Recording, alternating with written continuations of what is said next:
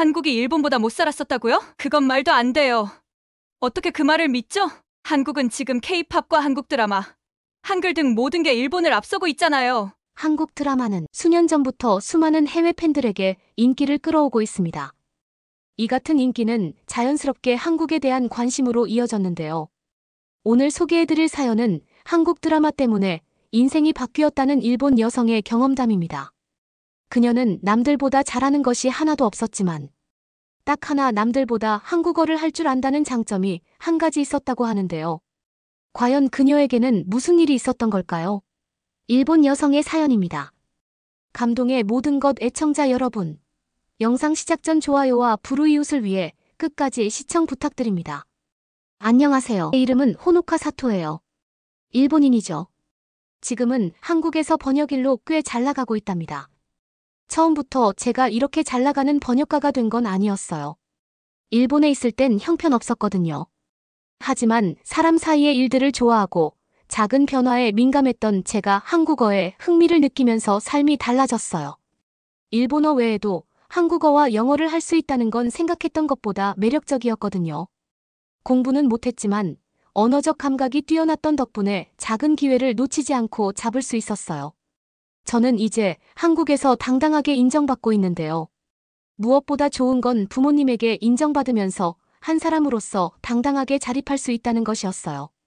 우선 전 학창시절 공부를 못했어요. 흥미가 없었거든요.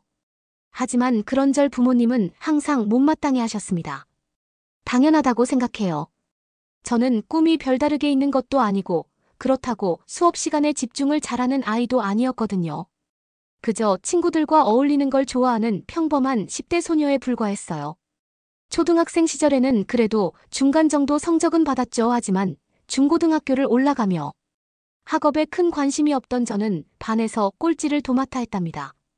종종 낙제 점수를 받아서 부모님이 학교에 불려오기도 했었죠. 언니와 같은 학교에 다녔었는데 언니는 학년 대표를 도맡을 정도로 우수한 학생이었어요.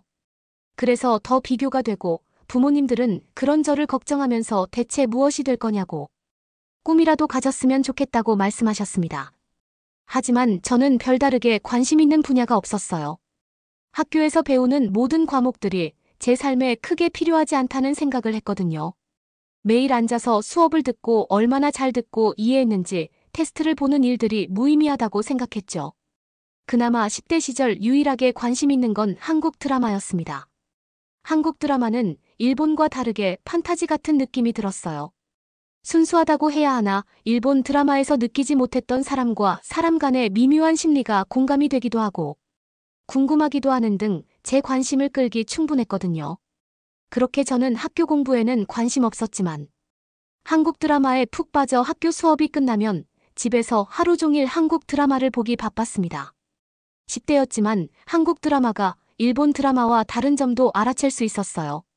그건 사랑에 관한 부분이었는데요. 일본 드라마는 사랑과 별개로 남녀가 만나면 항상 키스와 같은 신체 접촉이 많았어요. 하지만 한국은 달랐죠. 남녀가 만나고 사랑하는 이야기 속 흐름은 여느 드라마와 크게 다르지 않았어요. 유독 눈에 띄는 부분은 신체 접촉을 하기 위한 과정이었죠. 남녀가 사랑에 빠지면 작은 변화도 민감하게 느끼고 핸드폰 메시지에 희비가 엇갈리는 등의 표현들이 참 좋았어요. 답답하게 속마음을 표현하지 못하고 뒤늦게 알아채는 한국 드라마 속 남녀 주인공들을 보면 나도 언젠가 사랑에 빠진다면 저런 감정이 들까 하는 설레는 마음으로 20대 시절을 기다리게 만들었답니다. 그렇게 한국 드라마를 보다 보니 어느 순간 저는 한국어를 조금씩 알아들을 수 있었어요. 좋아하는 드라마는 정말 10번도 넘게 반복해서 봤거든요. 여주인공이 남자 주인공에게 화를 내며 사랑한다고 말하는 장면은 대사를 외울 정도였으니까요. 저도 모르게 한국어를 중급 이상 할 수 있을 정도로 꽤 잘하게 되었다는 걸 알게 되었죠. 정말 우연한 기회에 고등학교를 졸업할 무렵 학교 선생님의 권유로 간단한 번역 일을 하게 되었거든요. 제가 한국 드라마에 푹 빠져 있다는 건 학교 친구들은 대부분 몰랐어요. 하지만 학교 선생님은 알고 있었죠. 낙제 점수를 받는 과목이 생기면 엄마가 어김없이 학교에 오셨는데 제가 집에서 어떤 시간을 보내는지 상담을 하게 되었거든요. 엄마의 고민은 하나였어요. 학업에 도통 관심 없는 제가 한국 드라마에 빠져 온종일 드라마만 보고 있으니까요. 엄마의 고민이 학교 선생님에게 전달되는 건 너무 당연한 수순이었죠. 다행인 점은 학교 선생님은 엄마랑 달랐다는 점이에요. 한국 드라마에 푹 빠져 지내는 저를 한심하게 생각하지 않으셨어요. 가끔 우스운 소리로 한국말은 알아들을 수 있냐고 묻기도 하셨거든요. 저는 그나마 제가 유일하게 재미를 붙이고 하는 일이라 당연하다고 대답했죠. 몇몇 대사들은 주인공이 말하는 속도로 같이 말할 수 있을 정도로 달달 외우고 있다는 말도 했으니까요. 시간이 지나고 고등학교를 졸업할 때가 되었어요. 학교 선생님은 절 조용히 부르셨습니다. 혹시 대학 진학에 대한 꿈이 있냐고 물으셨죠. 무언가 할 말이 있으신 것 같았어요. 누가 봐도 반에서 꼴찌를 도맡아 하는 제가 갈 수 있는 대학은 없었으니까요. 그래서 대학에 대한 꿈은 없다고. 선생님도 아시는 거 아니냐며 웃으며 답했습니다. 선생님은 알고 있지만 혹시나 해서 물어봤다며 그럼 하고 싶은 일은 있냐고 재차 물으셨어요. 저는 아직 찾지 못했다는 말을 했는데 선생님은 그러면 한국 드라마는 아직도 즐겨보냐고 물으시더라고요. 그래서 여전히 재밌게 본다는 말을 했는데 선생님이 번역 일을 해보는 건 어떠냐고 물으셨어요. 저는 깜짝 놀랐습니다. 반에서 꼴찌를 도맡아 하고 제대로 한국어를 배운 것도 아닌데 말이에요. 그래서 그런 일은 제가 못할 거라고 제 현실을 누구보다 잘 안다고 답했습니다. 하지만 선생님은 꽤 오랫동안 생각하신 것 같았어요. 제가 다른 과목들은 대부분 낙제거나 꼴찌를 도맡아 하는데 유일하게 점수를 잘 받는 과목이 있었죠. 그건 바로 문학이었습니다. 글 속에 담기는 사람들의 심리가 재밌었어요. 그걸 글로 표현하는 것도 즐거웠죠. 유일하게 집중을 하는 과목이었고 재미를 느끼는 과목이기도 했어요. 학교 선생님은 그런 부분을 높이 평가하셨습니다. 지금은 부족할 수 있지만 문학 시간에 제가 보였던 집중도나 실력, 그리고 한국어에 대한 관심이 있다면 좀 더 노력해서 번역가로 일을 해보는 것도 좋을 것 같다고요. 그때 저는 잘 몰랐지만 저에게 그런 자질이 충분하게 있다고 저를 높게 평가해 주셨습니다.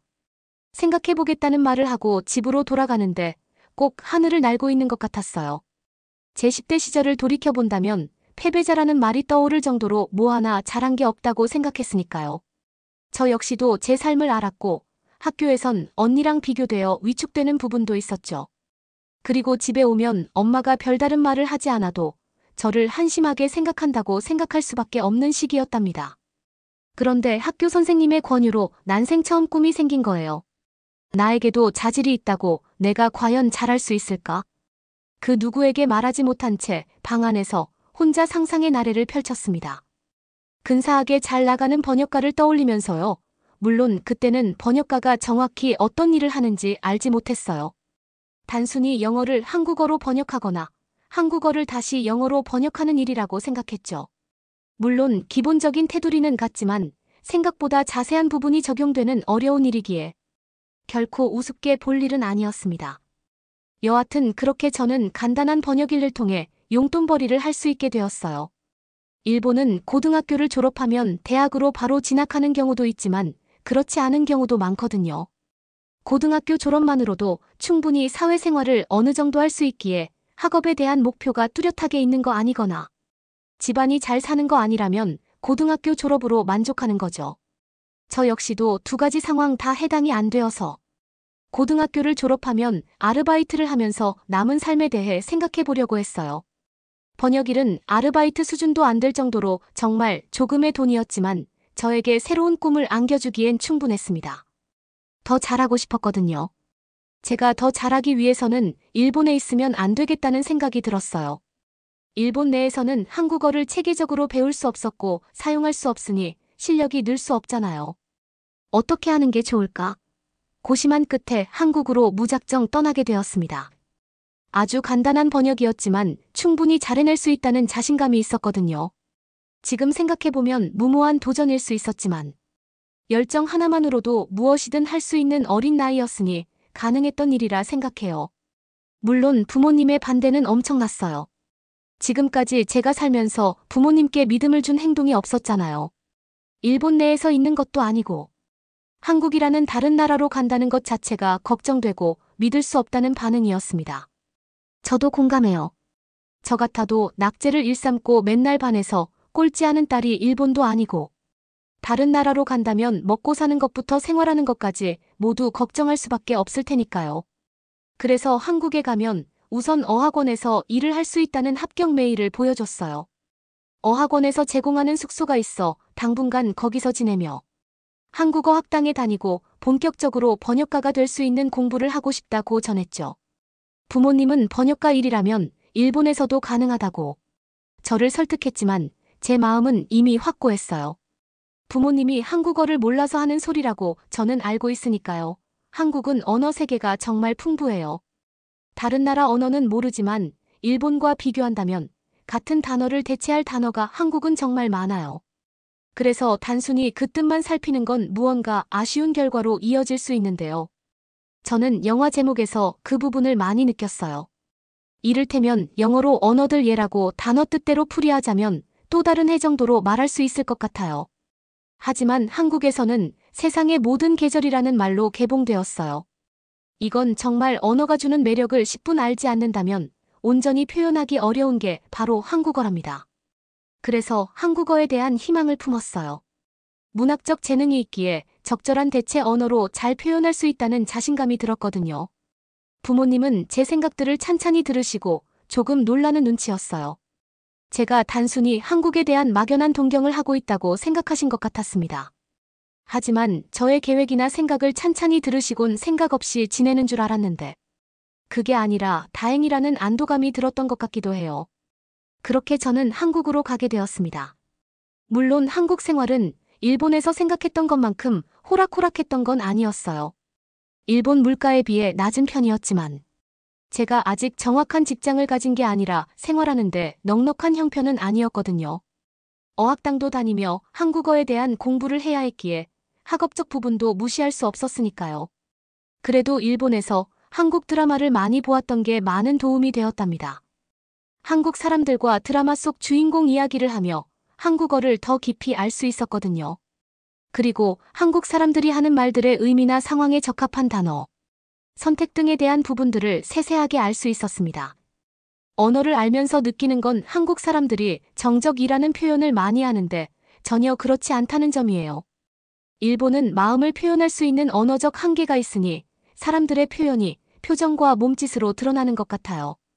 반면 한국어는 다르죠. 마음을 표현할 수 있는 언어가 무궁무진하거든요. 굳이 표정이나 몸짓으로 드러내지 않아도 충분히 마음을 표현할 수 있어요. 한국어를 많이 알면 알수록 표정은 단조로워지는데 말은 풍부해지는 걸 알 수 있었습니다. 그렇게 전 한국에 적응하고 있었어요. 그리고 처음 어학원에 합격했을 때 번역 일을 하고 싶다는 말도 덧붙였거든요. 그래서 꾸준히 조금이지만 학원 관련된 번역 일도 할 수 있었어요. 한국어를 알아가면서 다양하게 번역 일을 맡게 될 일들이 생겼답니다. 물론 처음부터 많았던 건 아니었어요. 하지만 전 최선을 다했습니다. 어떤 한국어를 선택하는 게 더 적절할까 많은 고심을 했거든요. 영어를 선택할 때도 마찬가지였어요. 단어를 어떻게 구성하느냐에 따라 그 느낌이 전혀 달라지기에 정말 간단한 번역이고 얼마 안 되는 돈이라도 허투루 할 수 없었죠. 그렇게 1년 2년의 시간이 흐르면서 전 어느덧 성장하고 있었습니다. 다행히 업계에서 평판이 좋은 사람으로 소문이 났어요. 일이 빠른 건 아니지만 세심하게 번역을 해 수정할 사항이 크게 없다는 말을 많이 들었습니다. 번역을 하고 나면 작가의 의도가 제대로 전달되는지 다시 한번 체크하거든요. 적절하지 않거나 아쉬운 부분들이 있으면 수정을 요구받는데 다행히 전 그런 부분이 적었어요. 한국어를 완벽하게 하지 못할 때부터 한국 드라마를 보며 한국 사람들의 정서를 이해했던 게 많은 도움이 되었습니다. 그래서 지금은 번역 일만 해도 제가 한국에 사는데 큰 지장이 없을 정도로 인정받고 있어요.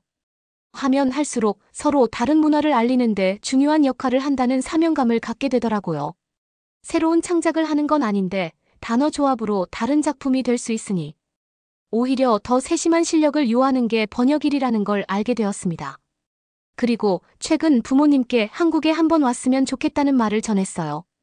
그리고 제가 번 돈으로 일본에서 한국을 오갈 수 있는 비행기 표를 끊어서 보내드렸죠. 부모님은 놀라는 눈치셨어요. 아무런 도움도 받지 않고 한국으로 간 지 몇 년이 지나 이렇게 제가 성장할 수 있을 거라는 걸 전혀 예상하지 못하는 것 같았죠. 어디서 이런 큰돈이 나서 비행기 표를 보내주냐는 물음에 제가 이번에 번역하면서 받은 계약금을 알려드렸어요. 깜짝 놀라시더라고요. 그러면서 몇 번이나 정말 그 돈을 받고 일하는 게 맞냐고 재차 확인하셨어요. 엄마와 아빠가 버는 돈보다 제가 더 많은 돈을 벌고 있다면서 깜짝 놀라셨답니다. 곧 있으면 부모님이 한국을 방문하세요. 제가 지내고 있는 모습들을 본다면 더 놀라시겠죠. 왜냐하면 이제 시작이거든요. 한국어 학당을 다니고 한국에 지내면서 한국에 있는 세계적인 책들이 많다는 걸 알았어요.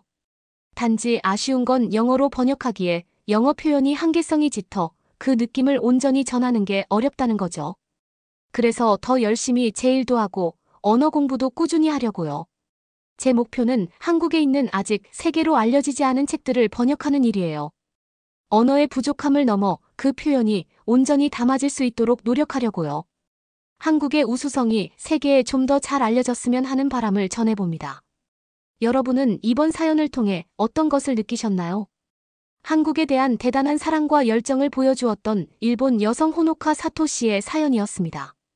그녀의 이야기는 우리 한국인들에게도 감동과 영감을 주기 충분했는데요.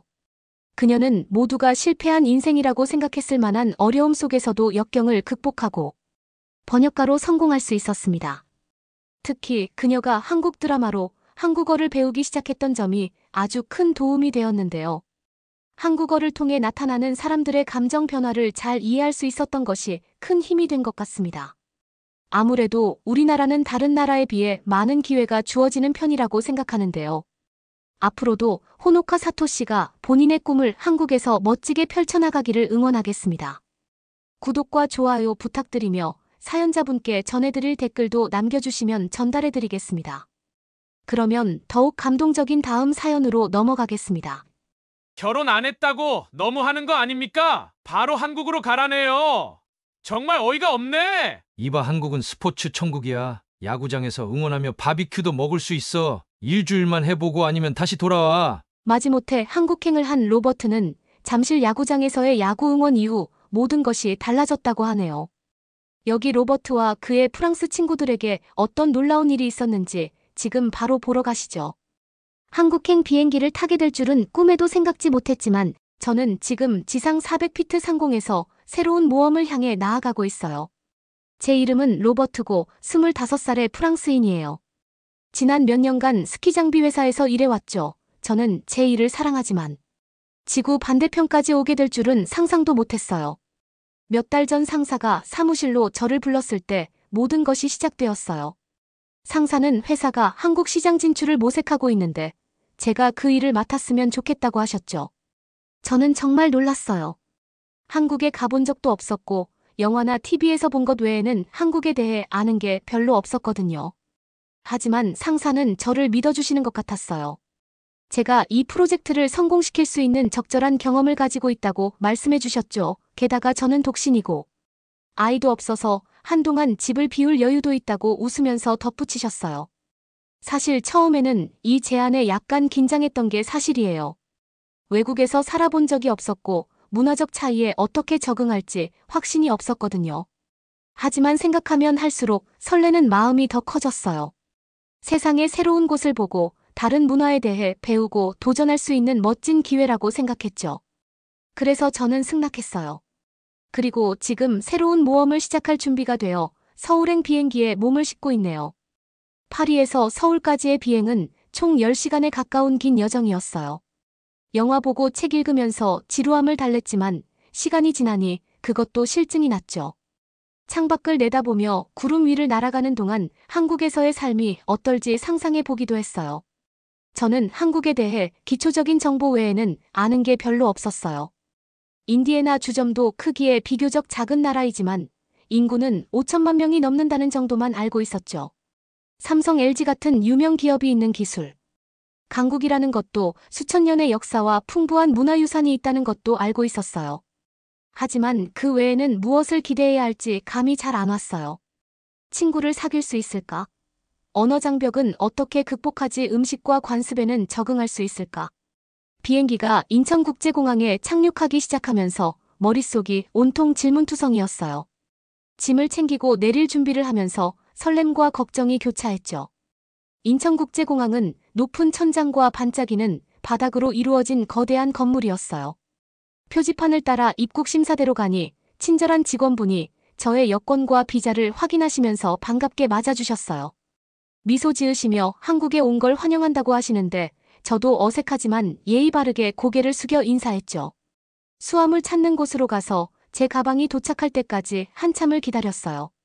마침내 짐이 나오자 회사에서 마중 나올 현지 담당자를 만나기로 한 입국장으로 향했죠. 저의 이름이 적힌 팻말을 든 사람을 찾아보려고 사람들 사이를 휘휘 둘러봤어요. 하지만 아무도 보이지 않았죠. 혹시 제가 시간을 헷갈렸나? 아니면 그분이 저를 잊어버린 건 아닐까 걱정이 되기 시작했어요. 그때 누군가 제 이름을 부르는 목소리가 들렸어요. 로버트 톰슨 씨 맞으시죠? 다음 날 아침 호텔방 커튼 사이로 햇살이 밝게 비치고 있었어요. 잠깐 동안은 제가 어디에 있는지 잊고 있었지만 긴 비행, 서울 도착 우석 씨와의 만남 등 어제의 일들이 하나둘씩 떠올랐죠. 저는 정말로 한국에 와 있었고 새로운 모험을 시작할 준비가 되어 있었어요. 침대에서 일어나 기지개를 켜면서 가슴이 두근거리는 걸 느꼈어요. 간단히 샤워하고 옷을 갈아입은 후 아래층 호텔 식당으로 내려가 아침을 먹었죠. 갖가지 과일 야채는 물론 김치 비빔밥 같은 한국 전통 음식까지 정말 푸짐하게 차려져 있었어요. 접시에 잔뜩 담아서 맛있게 먹었죠. 식사를 하면서 오늘 하루를 생각해봤어요. 한국지사의 우석 씨가 사무실에서 다른 팀원들을 만나 바로 프로젝트를 시작할 거라고 말씀하셨거든요. 약간 긴장도 되지만 한편으로는 설레기도 했어요. 한국 시장에 대해 더 배우고 스키 장비를 어떻게 팔 수 있을지 연구해보고 싶었거든요. 아침을 다 먹고 올라가서 가방을 싸는데 핸드폰으로 메시지가 왔어요. 대학 시절 야구부 동료였던 절친 크라크였죠. 로버트 한국에 갔다면서 정말 멋지다. 사실 몇 주 뒤에 내가 친구들이랑 한국 여행 갈 건데. 시간 되면 꼭 보자. 그 문자를 보고 웃음이 나왔어요. 크라크랑은 대학교 때부터 베스트 프렌드였고 항상 같이 여행 가자고 얘기만 하다가 못 갔거든요. 크라크는 늘 새로운 걸 경험하는데 관심이 많은 문화. 탐험가 같은 애라 케이팝을 좋아한다는 건 몰랐지만 놀랍지는 않더라고요. 바로 답장을 보냈어요. 진짜 잘 됐다. 난 일 때문에 여기 와 있는데 몇 주 뒤면 좀 한가해질 거야.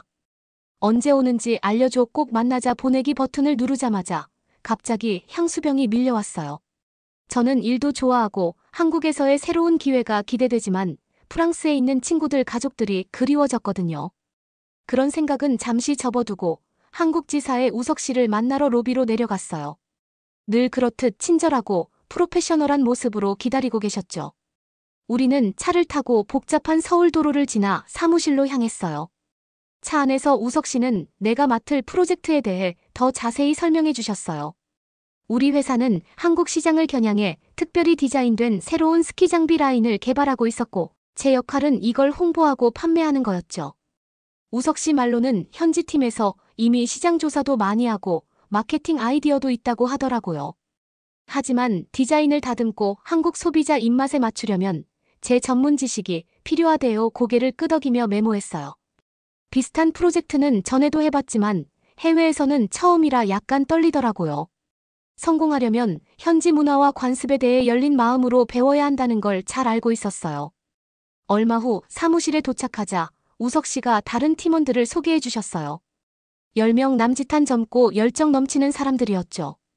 모두들 따뜻하게 맞아주시면서 제 프랑스 생활이랑 스키업계 경력에 대해 여러 가지 물어보셨어요. 대화를 하다 보니 긴장도 풀리고 편해지더라고요. 후 몇 시간 동안은 디자인, 마케팅 전략, 판매 목표에 대해 열심히 토론하면서 프로젝트를 시작했어요. 팀원들이 벌써 엄청 준비를 많이 해놓은 걸 보고 깜짝 놀랐죠. 이 프로젝트를 성공시키겠다는 의지가 대단해 보였어요. 저도 프랑스에서의 경험을 바탕으로 아이디어와 제안을 내놓았는데 다들 귀 기울여 들어주시는 것 같았어요. 해가 질 무렵에는 일이 잘 진행되고 있다는 느낌이 들더라고요. 우석 씨랑 저는 근처 식당에 가서 저녁을 간단히 먹었어요. 우석 씨가 삼겹살, 구이, 소주 같은 한국 전통 음식을 소개해 주셨죠. 처음에는 좀 낯설었지만 맛도 좋고 술도 잘 넘어가더라고요. 삼겹살은 먹을수록 그 매력에 빠져드는 음식이었죠. 쌈이라는 음식을 처음 접해보았어요. 처음에는 마늘 맛에 놀랐지만 이내 야채와 쌈장의 매력에 빠지고 말았습니다. 우석 씨와 저는 먹고 마시면서 서로의 인생 가족 얘기도 나누게 됐어요. 우석 씨의 서울 이야기와 언젠가는 세계 일주를 하고 싶다는 꿈에 대해 들려주셨죠. 저는 프랑스에 계신 부모님 이야기 야구를 얼마나 사랑하는지 말씀드렸어요. 배경은 달라도 공통점이 참 많더라고요. 정말 소중한 한국 친구가 생긴 것 같았어요. 그렇게 지내다 보니 몇 주가 후다닥 지나갔어요. 낮에는 사무실에서 팀원들과 스키 장비 프로젝트에 매달렸죠. 디자인도 다듬고. 정말 창의적인 마케팅 아이디어도 내면서 좋은 성과를 냈어요. 모두가 열심히 일하고 헌신하는 모습에 큰 감명을 받았죠. 퇴근 후나 주말에는 서울 근교를 구경할 기회도 있었어요. 우석 씨와 다른 팀원들이 경복궁 북촌 한옥마을 같은 유명한 명소들을 안내해 주셨죠. 그 역사와 아름다움에 매료되었고 매일매일 새로운 걸 배우는 기분이었어요. 그리고 떡볶이, 오뎅 같은 길거리 음식부터 갈비, 냉면 같은 고급 요리까지 한국 음식도 가능한 한만히 맛보려고 노력했죠. 과감한 맛 그리고 음식을 나눠 먹는 식문화가 정말 마음에 들었어요. 그리고 떡볶이 국물과 오뎅 국물 단무지를 무료로 계속 먹을 수 있는 것에 놀랐어요. 한국은 정이 넘치는 나라였습니다. 한국에서의 즐거운 시간만큼 고국에 있는 친구들, 가족들도 많이 보고 싶었어요. 부모님께는 자주 전화드리고 사진도 보내드렸죠. 부모님은 제 얘기 들으시면서 무척 기뻐하시고 자랑스러워하신다고 늘 말씀하셨어요. 크라크와 한국 여행을 계획하던 다른 친구들과도 계속 연락했죠. 그들은 티켓도 끊었고 몇 주 후에 도착할 예정이었어요. 얼른 만나서 서울 구경도 시켜주고 싶었습니다. 그런데 도착 날짜가 다가올수록 왠지 불안해지기 시작했어요. 데미아라는 친구가 자기 부모님이 한국이 전쟁 중인 나라인 줄 알고 여행 가는 걸 걱정하신다고 합니다. 한국은 완전히 안전하고 걱정 없다고 안심시키려 했는데 데미아는 여전히 망설이는 것 같았거든요. 그래서 제가 직접 행동에 나서기로 했어요. 남모르게 데미아 부모님께 연락해서 설득했고 데미아에게는 깜짝 선물로 데미아 부모님이 한국에 오시는 걸 비밀리에 추진했죠. 직접 보시면 한국이 얼마나 멋지고 정이 넘치는 나라인지 아실 거라 부모님께 거듭 이야기했습니다. 놀랍게도 데미아 부모님은 오겠다고 하셨어요. 비행기 표도 사시고 다른 애들보다 며칠 먼저 오기로 하셨죠.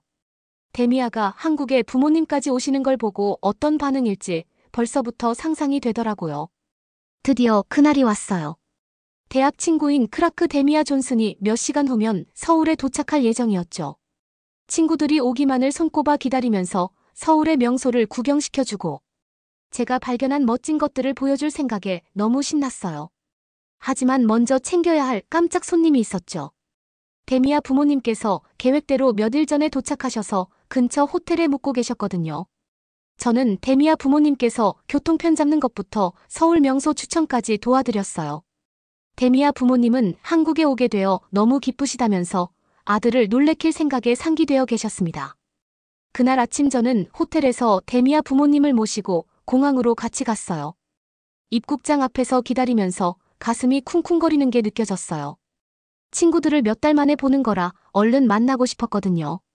드디어 시차 적응에 피곤해 보이지만 행복한 미소를 짓고 있는 친구들이 입국장 문을 나왔어요.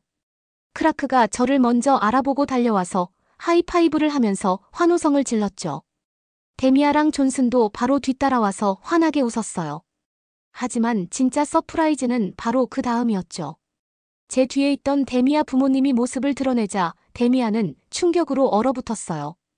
눈을 동그랗게 뜨고 한참을 말을 못하더니 엄마 아빠라고 소리치면서 달려가 부모님을 꼭 안았죠. 저는 얼굴에 미소가 번지는 걸 느끼며 따뜻한 감동에 젖어들었어요. 데미아와 가족에게 얼마나 뜻깊은 순간일지 알 수 있었고 제가 그걸 만들어낼 수 있어서 너무 기뻤거든요. 그것도 한국에서 말이죠. 우리는 차에 올라 시내로 향했어요. 운전하면서 지난 몇 주간 제가 뭘 해왔는지 스키 장비 프로젝트와 방문했던 곳들에 대해 열심히 설명해줬죠. 그들은 제 얘기에 흥미진진해하면서 한국 문화와 관습에 대해 계속 물어봤어요. 저는 그동안 쌓은 지식을 총동원해서 성심껏 답변해드렸죠. 시내로 들어서자 갑자기 번뜩 좋은 생각이 떠올랐어요. 여러분 여기 계신 동안 방탄소년단이랑 블랙핑크도 보러 가고 싶으시다고 하셨잖아요. 근데 아쉽게도 콘서트 표가 이미 매진됐대요. 그 대신 다른 걸 하면 어떨까요? 다들 궁금한 표정으로 저를 쳐다봤어요. 이번에 우연히 들은 건데 서울교외에 있는 잠실에 엄청 멋진 야구장이 있어. 한국의 최고 수준의 경기장이래. 야구 경기 보러 가는 건 어떨까? 표는 구할 수 있을 거야. 친구들은 흥미로워하면서 서로 눈짓을 주고받았어요. 걔들도 저만큼이나 야구광이라 외국 구장에서 경기 본다는 생각에 신난 것 같았죠.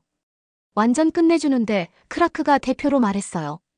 그렇게 하자 저는 흥분이 솟구치는 걸 느끼며 활짝 웃었어요. 한국의 야구장에 대해 들은 게 많았는데 친구들과 함께 직접 경험해 볼 생각에 벌써부터 짜릿하더라고요. 그 다음 며칠간은 야구 관람 계획에 푹 빠져 지냈어요. 회사 인맥을 동원해서 그 주말 경기 티켓도 구할 수 있었죠.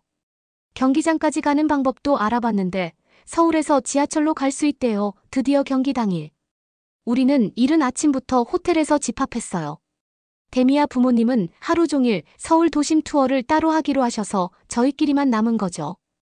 우리는 잠실로 가는 지하철 표지판을 따라 개찰구로 향했어요.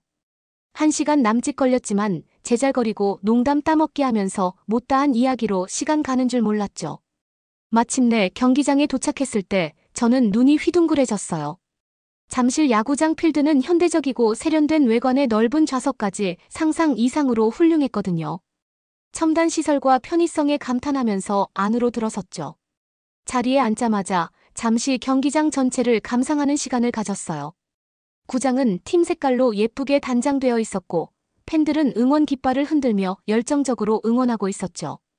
공기 중에는 팝콘 핫도그 냄새가 진동했고 스피커에서는 아나운서의 힘찬 목소리가 울려 퍼졌어요. 그런데 제 눈길을 사로잡은 건 따로 있었죠. 관중석을 둘러보니 사람들이 직접 경기장에서 빌린 작은 그릴, 내 고기를 구워 먹고 있었어요. 지글지글 익어가는 삼겹살 김치 냄새가 코를 찔렀죠. 저는 웃음을 참지 못하고 친구들을 불렀어요. 야, 저거 봐봐. 저기서 바로 구워 먹네. 걔들도 믿기지 않는다는 듯 눈이 휘둥그레졌어요. 진짜 미쳤다. 존슨이 고개를 절레절레 저었죠. 대단하다. 우리는 사람들이 구운 고기와 야채 접시를 돌리면서 가족처럼 먹는 걸 지켜봤어요. 야구장 한복판에서 열리는 대규모 바비큐 파티 같았죠. 그때 갑자기 생각이 떠올랐어요. 내일이 데미아 생일 아니야? 바로 여기서 깜짝 파티하는 건 어때? 그를 빌려서 고기도 구워 먹고 케이크도 사다 줄 수 있을 거야. 다들 저를 천재 취급하면서 좋아했어요. 완전 좋은 생각이다. 크라크가 눈을 반짝이며 말했죠. 그렇게 하자 우리는 경기 보면서 데미아 깜짝 파티 세부 계획을 짰어요. 내일 아침 일찍 와서 데미아 도착 전에 준비하기로 했죠. 그릴도 빌리고 재료도 사고 근처 제과점에 케이크도 주문했어요. 경기는 계속되었고 저도 점점 흥분의 도가니에 빠졌어요. 팬들은 열광적이었고 온 힘을 다해 응원가를 불렀죠. 선수들은 고무줄처럼 민첩하고 힘차게 경기를 펼쳤어요. 하지만 가장 인상 깊었던 건 경기장 구석구석에서 느껴지는 하나됨 그리고 연대감이었어요. 어디를 봐도 사람들은 음식과 음료를 나눠 먹으면서 웃고 떠들며 서로 어울렸죠. 야구에 대한 사랑과 팀에 대한 자부심으로 똘똘 뭉친 한 가족 같았어요. 마지막 이닝이 끝나고 홈팀이 승리를 거두자 감동과 환희가 저를 덮쳤어요. 친구들 얼굴에 떠오른 행복을 보면서 정말 잊지 못할 추억이 생겼다는 걸 직감했죠. 다음 날 우리는 계획대로 실행에 옮겼어요. 데미아 생일 파티에 필요한 걸 잔뜩 준비해서 이른 아침에 경기장에 도착했죠. 잠실구장에 도착했을 때 새벽해가 막 얼굴을 내밀고 있었어요. 공기는 차갑고 신선했고 경기장은 고요한 가운데 일찍 나온 몇몇 팬들만이 드문드문 보였죠. 우리는 잔뜩 준비해 온 물건들을 들고 경기장으로 향했어요. 작은 군대 하나 먹일 만한 식재료에 음료수까지 잔뜩 사왔고 생일 케이크는 오후에 배달하기로 했죠. 관중석 구석에 자리를 잡고 세팅을 시작했어요. 설렘에 부푼 마음을 주체할 수가 없었어요. 데미아가 이걸 보면 어떤 표정을 지을지, 얼마나 놀랄지 상상하면서 입가에 미소가 번졌죠. 1시간쯤 지나자 모든 준비가 끝났어요. 그릴 내숯을 피우고 고기를 굽기 시작하니 금세 고소한 냄새가 사방에 퍼졌죠. 상 위에 반찬이며 안주를 예쁘게 차려내고 음료수도 늘어놓았어요. 사람들이 하나둘 경기장으로 모여들면서 우리 파티도 눈길을 끌기 시작했어요. 지나가던 사람들이 궁금한 듯 우리 준비물을 살펴보기도 하고 몇몇은 어떤 행사냐며 물어보기도 했죠. 데미아 친구의 생일이라 특별히 축하해주고 싶었다고 말씀드리니 모두들 좋은 생각이라고 더 도와드릴 것 없냐고 제안하시더라고요. 그 모르는 분들의 친절과 배려에 제 마음이 따뜻해졌어요. 우리를 위해 귀한 시간 내주시고 응원해주시는 모습에 한국의 정문화가 떠올랐거든요. 제가 이 나라를 사랑하는 또 하나의 이유였죠. 데미아 도착 시간이 다가오자 우리는 조금씩 들뜨기 시작했어요. 모든 게 완벽하길 바라면서 3번이고 4번이고 체크했죠. 드디어 데미아가 저 멀리서 다가오는 게 보였어요. 아직 상황 파악이 안 된 듯 두리번거리면서 걸어오더라고요. 도대체 무슨 일인지 알아내려는 눈치였죠. 우리가 준비한 걸 볼 수 있을 만큼. 가까이 왔을 때 데미아의 얼굴이 완전히 굳어버렸어요. 끼지 않는다는 듯 동그란 눈으로 몇 초간 바라보기만 하더니 이내 얼굴 가득 미소가 피어오르면서 환호성을 질렀죠. 뭐야? 대체 이게 다 뭐야? 데미아가 달려오면서 소리쳤어요. 이런 걸 어떻게 다 준비한 거야? 진짜 믿기지가 않네. 우리는 모두 그에게 달려가 힘껏 껴안고 등을 두드려줬어요. 우리가 그를 얼마나 아끼고 사랑하는지 그의 생일을 함께 축하할 수 있어서 행복하다고 고백하면서요. 그렇게 몇 분간 포옹과 감동의 눈물 속에 우리만의 작은 축제가 시작됐죠. 우리는 맛있는 음식과 술을 나누면서 웃고 떠들며 시간 가는 줄 몰랐어요. 갖은 고기와 야채를 구워 먹고 시원한 맥주와 칵테일로 갈증을 해소하면서요. 날이 갈수록 우리 파티에 합류하는 사람들도 늘어났어요. 그릴에서 맛있는 냄새가 나서 궁금해하는 사람들도 있었고 호기심 가득한 눈빛으로 구경하던 지나가는 분들도 있었죠. 어느새 관중석 구석은 작은 축제마당으로 변해 있었어요. 스피커에서 흘러나오는 흥겨운 음악에 몸을 맡기고 노래를 따라 부르는 사람들로 가득 찼죠.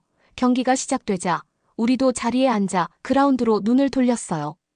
저도 어느새 그 흥분에 푹 빠져있는 제 모습을 발견했죠. 다른 팬들과 함께 목청껏 응원하고 함성을 지르는 가운데 선수들의 멋진 활약에 숨을 죽이며 지켜봤어요. 성광같이 빠른 타구와 아슬아슬한 수비에 저도 모르게 자리에서 일어나기도 했죠. 그 중에서도 인상 깊었던 건 팬들의 열정이었어요. 모두가 선수들 이름을 외치고 노래로 그들을 응원하는 모습이 인상적이었거든요. 마치 한 가족처럼 야구에 대한 사랑 그리고 팀에 대한 자부심으로 똘똘 뭉쳐 있었죠. 경기가 진행되는 동안 경기장 곳곳에서 멋진 장면들이 펼쳐졌어요. 꼬마 야구단 경기장에서 신나게 공을 쫓아다니는 아이들의 해맑은 얼굴, 잔디밭에 앉아 도시락을 즐기는 가족들의 평화로운 미소, 애견동 반석에서 신나게 뛰어노는 반려견들까지 이곳이 모두를 위한 공간이라는 걸 새삼 느꼈죠. 누구나 취향에 맞게 원하는 방식대로 행복을 만끽할 수 있는 그런 곳이었어요. 경기가 끝나갈 무렵엔 아쉬운 마음이 들기 시작했어요. 그리고 놀라운 광경을 목격했죠. 모두들 응원하던 자리와 주변 자리를 정리하고 가는 거예요. 한국의 시민의식에 또 한 번 놀랐습니다. 경기가 끝나니 이 행복한 순간이 끝난 것 같아 너무 아쉬웠거든요. 하지만 웃고 있는 얼굴들 가득한 웃음소리를 보며 이 추억을 언제든 꺼내 볼 수 있을 거란 걸 깨달았죠. 새로운 친구, 특별한 순간, 그리고 소중한 깨달음까지 이 한국의 야구장은 저와 프랑스 친구들에게 잊지 못할 선물을 줬어요. 우리 모두는 한국의 문화와 음식 그리고 친절한 서비스에 흠뻑 취해 있었습니다. 우리는 직감적으로 알 수 있었어요. 그리고 언젠가 다시 이곳을 한 곳 그리고 이 구장을 찾을 거라는 걸 알고 있었죠. 당장은 아니더라도 말이죠. 마지막 아웃 카운트가 잡히고 홈팀의 승리가 확정되자 경기장이 뜨거운 함성으로 들썩였어요. 사람들은 서로 부둥켜 안고 하이파이브를 나누며 기쁨을 만끽했죠. 저는 행복으로 빛나는 친구들 얼굴을 바라봤어요. 우리는 함께 이 여정을 걸었고 각자 나름의 방식으로 성장했다는 걸 느낄 수 있었거든요. 그때 데미아가 울컥한 표정으로 제게 다가왔어요. 정말 고마워, 꼭 끌어안으며 속삭였죠. 최고의 생일이었어. 너희들 덕분이야. 목이 메어와서 힘껏 그를 끌어안았어요. 천만에 우리가 함께할 수 있어서 더 행복했어. 우리는 한동안 자리를 뜨지 못하고 그 순간을 음미했어요. 사진도 찍고 영상도 남기면서 그날의 감동을 고스란히 간직하려 했죠. 서울에 처음 도착했을 때의 설렘과 두려움. 그리고 그 후 매일매일 받은 놀라운 선물들이 주마등처럼 스쳐 지나갔어요. 낯설었지만 따뜻하게 맞아준 사람들 자신을 돌아보게 해준 값진 경험들 말이에요. 여기서 정말 특별한 걸 얻었다는 걸 깨달았어요. 여행 그 이상의 의미 있는 시간이었죠. 한국은 모든 면에서 저에게 새로운 세상을 열어준 곳이에요. 앞으로도 제 삶의 일부로 남을 거예요. 친구들도 같은 생각인 것 같았어요. 말은 안 했지만 빛나는 눈빛으로 서로의 마음을 확인했죠. 그러면 더욱 재미있는 다음 사연으로 넘어가겠습니다. 수많은 인파가 지나다니는 공항 로비. 인파 속에 어떤 호주인 여자가 인천공항 안에서 안절부절하면서 불안한 표정으로 주변을 둘러봅니다. 한국인 공항 직원이 호주인 여자에게 무슨 내용이 적혀 있는지 모를 쪽지를 받고 무슨 말을 속삭이자 화들짝 놀라며 무릎을 꿇고 눈물을 흘립니다. 호주인 여자에겐 무슨 일이 있었던 걸까요? 안녕하세요. 저는 호주에서 태어난 루나라고 합니다. 저는 학부 시절 마케팅을 전공하였고 경력을 쌓아 저만의 사업 아이템을 가지고 스타트업 창업을 하고 싶어서 경영대학원에 진학하게 되었습니다. 제가 하고 싶어 선택한 경영대학원이었지만 다른 친구들이 취직을 하고 커리어를 쌓을 동안 연구소에 틀어박혀 교수님 연구를 돕는 삶이 마냥 행복하지는 않았습니다. 학력과 공부하는 시간이 길어질수록 부모님은 제게 거는 기대가 많아지셨거든요. 하지만 저는 그런 부모님의 기대가 무서웠습니다. 그 기대에 못 미칠까 봐요. 그래서 저는 졸업을 앞두고 제 미래에 대해서 심각하게 고민하는 시간을 가졌습니다. 번아웃이 오더라고요. 그래서 온전히 휴식만 취하기로 결심했었습니다. 그런데 교수님은 제 마음을 정말 모르시는 건지 갑자기 일본과 한국 경영 컨퍼런스에 함께 참석해야 한다고 하셨습니다. 조수 개념으로 저를 데려가신다 하셨어요. 저는 일본 컨퍼런스만 있을 줄 알고 휴가 일정을 다 잡아놓은 상황이었는데 교수님은 갑자기 뜬금없이 한국 컨퍼런스도 가신다고 하셨습니다. 갑자기 한국이라니 그 작은 나라 컨퍼런스는 왜 굳이 가시겠다는 것인지 이해가 가지 않았습니다. 하지만 교수님께서는 명단을 이미 저로 넘겨두신 상황이었고 제 앞에는 일본과 한국행 비행기 티켓이 놓여졌습니다. 감히 교수님의 말을 거스를 수 없었던 저는 결국 휴가를 취소하고 컨퍼런스 일정을 소화하기로 합니다. 교수님은 제 마음을 아시는지 모르시는지 한국의 컨퍼런스가 제게 정말 많은 도움이 될 것이라고 하셨어요. 저는 이해가 가지 않았습니다. 그 조그만 나라에서 뭐 배울 게 있다고요. 교수님은 컨퍼런스 일정에 맞춰 가족분들과 도쿄 여행을 하기로 하셔서 먼저 일본으로 가셨습니다. 저는 불만을 가득 안은 채로 홀로 일본 도쿄로 향했습니다. 저는 비행기에서 내려 일본 땅을 밟았습니다. 호주와 함께 선진국으로 꼽히는 나라이니 그래도 기대가 되었어요. 일본의 날씨는 생각보다 추웠고 사람들은 조용했어요. 공항에서 나와 호텔로 가려는데 택시가 잘 잡히지가 않는 거예요. 이 바쁜 도시에서 택시가 이렇게 안 잡힐 수가 있다니 30분을 기다려도 택시는 오지 않았고 저는 결국 30분이 넘도록 걸어서 호텔에 도착할 수 있었습니다. 그래도 선진국 중 하나인 일본의 대중교통은 생각보다 별로였어요. 비용은 둘째 치고 택시나 버스 수가 많지 않아서 걸어 다녀야 했습니다. 호주만큼의 인프라를 기대한 것은 아니지만 자동차가 없다면 굉장히 곤란할 것 같다는 생각을 했습니다. 문제는 제가 운전면허가 없다는 것이었죠. 저는 힘들게 호텔로 들어갔습니다. 그리고 로비로 가서 영어로 체크인을 부탁한다고 호텔 직원에게 말했습니다. 그런데 일본인이었던 호텔 직원이 고개를 갸우뚱하는 겁니다. 언뜻 보니 영어를 못하는 것 같았습니다. 일본인이 일본어를 쓰는 것은 당연하다만 그래도 영어를 못하지는 않을 것이라 생각해 적지 않게 당황을 했습니다. 일본인 호텔 직원은 어눌한 영어 발음으로 스피크 제페니스라고 외쳤습니다. 아니 호텔리어가 영어를 못하다뇨. 이런 경험은 정말로 처음이었습니다. 하다못해 일본보다 못 사는 나라들의 호텔을 갔을 때에도 이런 일은 없었으니까요. 저는 지친 마음을 컨트롤하고 일본어 번역기를 돌려서 일본어로 체크인을 해달라고 말하고 나서야 제가 예약한 호텔방으로 들어갈 수 있었습니다. 호텔방은 일본스러운 인테리어로 꾸며져 있었고 되게 아담한 사이즈였습니다. 저는 생각보다 별로였던 룸 컨디션에 한숨을 쉬었지만 그런 것 하나하나에 신경 쓰며 에너지를 쏟기에는 체력이 방전되고 있었습니다. 저는 배가 너무 고파서 식당으로 향했어요. 일본에 왔으니 스시는 먹어봐야겠다는 생각으로 초밥집으로 향했습니다. 초밥집은 1인 식사를 지향하는 것인지 모든 테이블이 바 테이블로 이루어져 있었고 조명은 어두웠습니다. 사람들은 아무런 대화도 하지 않으며 먹고 있었어요. 그런데 호주 사람인 저는 그런 조용하게 식사하는 분위기가 숨막히다고 느꼈습니다. 그래서 그 적막함을 깨보고자 스시를 먹던 옆 사람에게 말을 걸었습니다. 이왕 일본에 온 거 친구도 사귀면 좋겠다고 생각했거든요. 옆 사람에게 인사를 건네고 몇 마디를 했더니 내 말을 듣던 옆 사람이 이렇게 말했습니다. 저기 혼자 식사하고 싶어서 그런데 좀 조용히 해주시겠어요? 그 말을 듣자마자 제 얼굴은 홍당무처럼 빨개졌습니다. 제가 뭔가 잘못했나 싶었어요.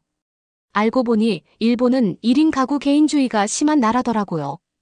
그들의 문화이지만 항상 화목하게 인사하고 낯선 사람과도 스몰 토크를 하는 것을 좋아하는 저는 일본의 그런 문화가 너무 생소했고 좀 별로라고 느꼈습니다. 다음 날 저는 일본 경영인 컨퍼런스가 진행되는 장소로 향했습니다. 수많은 일본인 경영인들이 한데 모여 자신들의 기업에 대해 서로 이야기를 나누면서 앞으로 어떻게 발전할 수 있을지에 대한 방향성까지 함께 고민하는 게 이 컨퍼런스의 목적이라고 알고 있었습니다. 경영인이 꾸민 입장에서 선진국인 일본 경영인들의 이야기를 들어오고 소통할 수 있는 이 컨퍼런스가 정말 기대되었습니다. 컨퍼런스에는 저뿐만 아니라 다른 일본 경영대학원 학생들도 와 있었어요. 저는 같은 학생 신분인 그들이 반가웠습니다. 그래서 컨퍼런스 시작 전에 용기를 내어 말을 걸어보았어요. 컨퍼런스 기대되지 않아? 요즘 일본 사업 트렌드는 뭐야? IT나 AI 쪽도 뜨고 있어서 아무래도 그쪽이 많으려나 난 빅데이터에도 관심이 많거든. 일본 학생들은 눈을 꿈뻑꿈뻑 뜨고 슬며시 웃었습니다. 대답을 해주려나 싶었는데 아무 말도 하지 않는 겁니다. 알고 보니 그 학생들은 시험이 아닌 기부 입학으로 대학에 들어간 친구들이었어요. 부모님이나 할아버지가 운영하시는 기업을 물려받기 위해 기부 입학으로 대학원까지 졸업하는 코스를 밟고 있었습니다. 알고 보니 제가 말한 빅데이터나 AI를 잘 알지도 못했고 사업에 대해 진지한 고민을 해보지 않았던 것이었습니다. 그들을 보며 저는 꽤나 당황했습니다. 왜냐하면 호주에도 간혹 보면 기부 입학을 한 친구들이 있긴 했지만 기부 입학한 티를 내지 않기 위해 열심히 공부하던 애들이 대부분이었거든요. 그러다 컨퍼런스가 시작되었습니다. 일본의 경영인들은 상반기 동안 자신이 이룩해낸 성과들을 설명했습니다. 그리고 어떻게 한국을 이겨야 할지에 대한 열띤 토론이 이어졌습니다. 저는 그 모습을 보며 또 당황했어요. 이 컨퍼런스는 각 기업이 발전할 가능성과 방식에 대해 토론하는 게 목적이라고 들었는데 라이벌인 한국을 탓하고 어떻게 이길지에 대해 혈안이 되어 있었기 때문입니다. 뭔가 스스로 발전하기 위해 능동적인 토의를 하는 것과는 달랐습니다. 컨퍼런스는 꽤나 오랜 시간 이어졌지만 내용은 반복되고 있었습니다. 왜 한국이 시장 점유율을 일본보다 앞서갔는가에 대한 분노를 토로하고 있었습니다. 저는 이 부분에 대해 많이 실망했어요. 그리고 앞으로 참석해야 할 한국 컨퍼런스 일정이 점점 기대되지 않았습니다. 선진국인 일본조차도 이런 식인데 그 작고 볼 것 없는 나라는 다를 것이라는 보장은 없었으니까요. 저는 피곤한 몸을 이끌고 한국으로 향했습니다.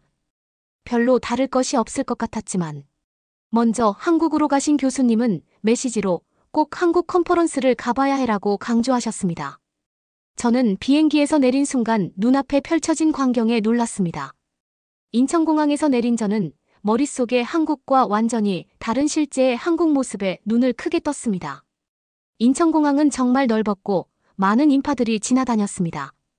그리고 AI 로봇들과 키오스크가 정말 많았는데 마치 미래 세계가 존재한다면 이런 광경이 아닐까 하는 생각이 들었습니다. 가장 놀라웠던 점은 공항 내부에 지하철이 다닌다는 점이었어요. 공항이 워낙 넓어서 공항과 공항 사이를 편리하게 다닐 수 있도록 지하철을 설치해 편리하게 이동할 수 있었습니다. 공항이 아닌 일반 길에서도 지하철이나 택시를 타기 힘들었던 일본이 자연스럽게 생각났고, 어쩌면 한국은 조금 더 편하게 다닐 수 있겠다는 생각이 들었습니다. 캐리어를 챙긴 저는 뒤늦게 휴대폰을 켰습니다. 그런데 휴대폰을 키자마자 교수님께 전화가 왔습니다. 컨퍼런스 준비 중에 노트북이 고장났다는 것을 이제 아셨다는 사실이었습니다. 다행히 제 노트북에 자료가 있어서 보내드리겠다고 했습니다. 그런데 뒤늦게 알았습니다. 제 노트북의 배터리가 방전되었고 충전기를 잃어버렸다는 사실을요. 저는 패닉 상황이 되었습니다. 바로 자료를 보내야 했기 때문입니다. 저는 긴장이 되면서 안절부절하기 시작했습니다. 그때 한국인 공항 직원이 뭔가 문제가 있어 보이는 저를 발견하더니 다가왔습니다. 직원은 무슨 일이냐고 제게 물었고 저는 노트북을 켜야만 하는 지금 상황을 설명했습니다. 설명을 하면서도 영어를 알아듣지 못하는 일본 호텔 직원과의 기억이 떠올라 불안함을 커져가기만 했습니다. 하지만 그 걱정은 무색하게도 덜덜 떨며 라는 저의 말을 똑바로 들은 공항 직원은 걱정하지 말라고, 일단 식은땀을 닦아보라고 유창한 영어로 말했습니다. 저는 영어를 유창하게 말하는 한국인 공항 직원에 깜짝 놀랐습니다. 공항 직원은 여기서 잠시 기다리라고 하더니 무언가 적은 쪽지 한 장을 전해주었습니다. 그 쪽지를 펼치니 어딘가로 가는 약도가 그려져 있었습니다. 많이 놀라신 것 같아 컴퓨터 PC가 있는 편의시설 위치를 적어서 알려드립니다. 저쪽으로 가면 PC 사용하실 수 있는 시설이 있어요. 너무 걱정하지 마세요. 공항 직원은 저를 토닥여주면서 말했습니다. 저는 그제야 패닉되었던 정신을 잡을 수 있었고 제가 무엇을 해야 하는지 생각할 수 있었습니다. 교수님이 그렇게 오래 준비하시던 컨퍼런스 자료가 쓸모없어질 수도 있다는 생각에 오만 가지 걱정을 했습니다. 그러나 한국 공항 직원의 따뜻한 도움으로 바로 편의시설을 찾아갈 수 있었어요. 안도감에 저는 눈물을 뚝뚝 흘렸습니다. 직원이 그려준 약도로 가니 정말 컴퓨터 PC가 있는 장소에 갈 수 있었고 저는 빠르게 교수님께 자료를 보내드릴 수 있었습니다. 교수님은 정말 안도하시며 컨퍼런스가 끝나면 꼭 밥을 사주겠다고 하시며 기뻐하셨습니다. 정말 다행이었어요. 저는 인천공항의 서비스에 놀랐습니다. 일본이었다면 아니 호주이었더라도 이런 곤란한 상황에 대처할 만한 편의시설은 없었으니까요. 후진국이라고 생각하고 그저 별 볼 일 없을 것이라 생각했던 한국에 대한 인식이 바뀌는 순간이었습니다. 하지만 작은 문제가 또다시 생겼습니다.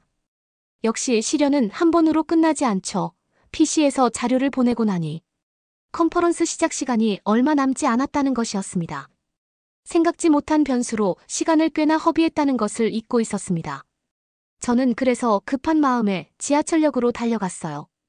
그런데 한국의 지하철은 굉장히 빨리 왔습니다. 이런 말하긴 좀 그렇지만 정말 일본과 많은 차이가 났습니다. 한국의 지하철은 빨랐고 쾌적했습니다. 그리고 인천에서 서울까지 가는데 한두 시간밖에 걸리지 않았어요. 호주의 교통수단은 느리고 제 시간에 도착하지 않을 때도 많아서 힘들었는데 한국의 지하철은 칼같이 시간을 지켜 도착했습니다. 늦었을까봐 컨퍼런스 장소에 뛰어들어갔지만 여유롭게 세이프할 수 있었어요. 땀을 흘리며 온 저에게 교수님은 태연한 표정으로 시간이 남았는데 왜 그렇게 뛰어왔냐고 물었습니다. 저는 아무 말 없이 웃기만 했습니다. 시간이 흐르고 컨퍼런스가 시작되었습니다. 단지 작은 나라일 줄 알았던 한국의 젊은 경영인들의 모습은 의외였습니다. 함께 사업 아이템을 발표하고 온갖 문화 트렌드들을 파악하고 어떻게 해야 스타트업이 세계로 뻗어나갈 수 있을지 함께 고민하는 시간을 가지고 있었습니다. 일본은 어떻게 한국을 이겨야 할지에 대한 불만과 견제를 토로하고 서로의 단합을 도모하기만 했다면 한국은 여러 인사이트와 객관적인 통계 자료들을 통해서 해결 방안을 찾아 나간다는 점이었습니다. 그리고 가장 놀라웠던 점은 서로의 사업 아이템을 발표하면서 서로 디벨롭을 해주기도 하지만 그 자리에서 서로의 가능성을 판단하고 협약도 맺는다는 점이었어요. 일본의 컨퍼런스는 몇 시간을 한국을 견제하고 욕하는 데 사용했지만 한국은 일본에 대한 언급은 단 1분도 사용하지 않았습니다. 그저 컨퍼런스를 시작할 때 일본 기업의 시장 점유율을 한국 기업이 빼앗고 있다는 한 줄의 발표를 언급하는 몇 초의 시간만을 사용했습니다. 저는 자신의 또래 혹은 자신보다 어린 경영인들이 이런 자리에서 서로의 단점을 보완하기 위해 날카로운 토의 과정을 거치고 협약까지 한다는 점에서 큰 충격을 받았습니다. 그곳에는 일본의 컨퍼런스처럼 한국 학생들 몇몇이 참석했고 함께 이야기를 나눌 수 있는 시간이 있었습니다. 별 볼 일 없을 것이라 생각했던 한국 학생들은 유창한 영어로 활발하게 말을 걸어주었습니다. 그들은 공학대학원을 다니는 학생들이었고 이강국인 한국 학생들답게 코딩과 AI 프로그래밍에 대해 관심이 많았습니다. 저는 그들과 대화하며 신기한 정보들을 많이 알 수 있었고 한국 학생들이 생각보다 정말 똑똑하다는 것을 알 수 있었습니다. 알고 보니 한국은 경쟁이 일반화되어 있어서 서로 개인의 능력을 중요시한다는 것이었습니다. 한국 학생들은 학창시절부터 경쟁에 익숙했고 선의의 경쟁을 하면서 자본주의 사회에서 살아남는 법을 배운다고 했습니다. 호주와 비슷하면서도 달랐지만 확실한 것은 호주 못지않게 그들도 열심히 학문을 탐구하고 공부하며 미래를 준비한다는 것이었습니다. 저는 한국 학생들과 이야기를 나눌수록 과거의 자신을 반성하게 되었습니다. 그들은 매주 창업 아이템 스터디를 통해서 사업가로서의 자신의 꿈을 키워나가고 있었습니다. 그리고 주기적으로 컨퍼런스에 참여해 자신의 사업 아이템을 현실화할 수 있도록 조금씩 노력하고 있었습니다. 남과 비교했을 때 잘나지기 위한 노력이 아니라 자신이 원하고 꿈꾸는 것을 위해 노력하는 점이 한국인들을 빛나게 했습니다. 저는 한국 학생들을 보며 다시 꿈을 꾸게 되었습니다. 언젠가 저만의 사업을 스타트업을 창업하겠다는 꿈을요. 저는 호텔에 가서도 한국 학생들과의 대화를 곱씹으며 다이어리를 펼쳤습니다. 다이어리 맨 뒷장에는 제가 막연하게 하고 싶은 창업 아이템들이 적혀 있었어요. 졸업학기를 앞두고 진로에 대해 부담을 가졌던 저는 몇 개월째 아이템이 적힌 그 페이지를 넘기지 못하고 있었죠. 하지만 한국 학생들의 빛나는 모습을 보며 저도 진짜 제가 하고 싶은 일에 대해 구체화를 해야겠다는 욕구가 샘솟았습니다. 교수님이 자꾸 한국 컨퍼런스를 강조하시고 굳이 힘들게 일본 컨퍼런스 직후로 한국 일정을 잡은 이유를 알 것 같았어요. 비교 대상이 있으면 좋은 것이 더욱 확실해 보이는 법이니까요. 제가 혼란스러워했던 걸 조금이나마 해결해주고 싶으셨던 것 같았습니다. 교수님의 뜻을 알게 된 저는 감사함을 느꼈어요. 그리고 휴가를 못 간다고 뒤에서 남몰래 욕했던 과거의 저를 반성했습니다. 드디어 한국에서 호주로 돌아가는 날이 되었습니다. 저는 넓고 멋있는 인천공항의 모습을 눈에 담아두려고 노력했습니다. 웅장하고 미래지향적인 공항의 모습에 감탄하며 걷다가 저는 미처 앞을 보지 못했습니다. 앞에서 뛰며 장난치며 짐을 밀고 가는 한국 아이들을 미처 보지 못했고 심하게 부딪혔거든요. 캐리어에 세게 부딪힌 저는 발목이 꺾였고 움직일 수가 없었습니다. 앞으로 비행기 시간은 이 시간이 채 남지 않은 상황이었습니다. 그리고 저는 발목이 아파 걸을 수가 없었어요. 그때 아이의 부모님께서 정말 미안해하며 공항 직원을 불러주셨습니다. 공항 직원은 괜찮냐고 물으며 나를 부축해 주었어요. 그리고 발이 낀 것 같다며 어딘가로 데려갔습니다. 어디를 가는 걸까요? 응급처치라도 하시는 게 나을 것 같아 병원에 가시는 게 나을 것 같아요. 그런데 저는 비행기 시간이 2시간밖에 안 남았어요. 2시간이면 괜찮을 겁니다. 공항 직원은 저를 어딘가로 데려갔습니다. 저는 공항 안에 있는 병원에 도착했어요. 저는 공항 안에 병원도 있다는 사실을 알게 되고 정말 한국이라는 나라에 대해 감탄하게 되었습니다. 이 나라에서는 불편함이라는 게 존재하지 않는 것 같았어요. 무슨 응급 상황이든지 해결할 수 있는 인프라는 호주보다 낫다는 생각이 들었습니다. 다만 걱정되는 것은 병원 진료를 빨리 할 수 있을까에 대한 점이었어요. 그러나 저의 그런 걱정은 필요 없었습니다.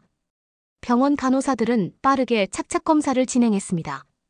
어수선한 분위기 같은 것은 없었고 정말 전문적이었어요.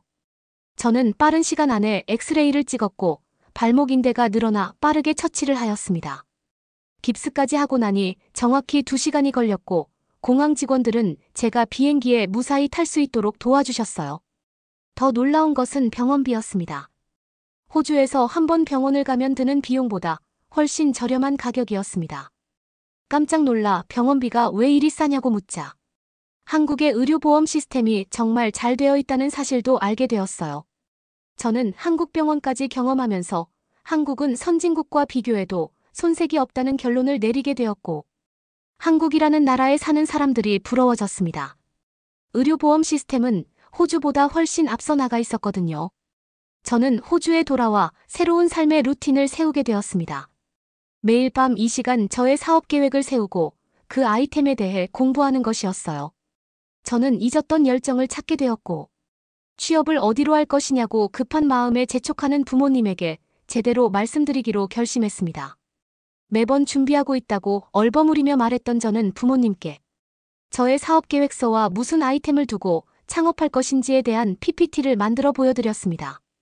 취업을 잘해야 한다고 매일 부담을 주시던 부모님이시기에 사업을 하겠다는 제 뜻을 들어주시지 않을 것이라고 생각했어요. 하지만 부모님은 별 반대 없이 해보라고 하셨습니다.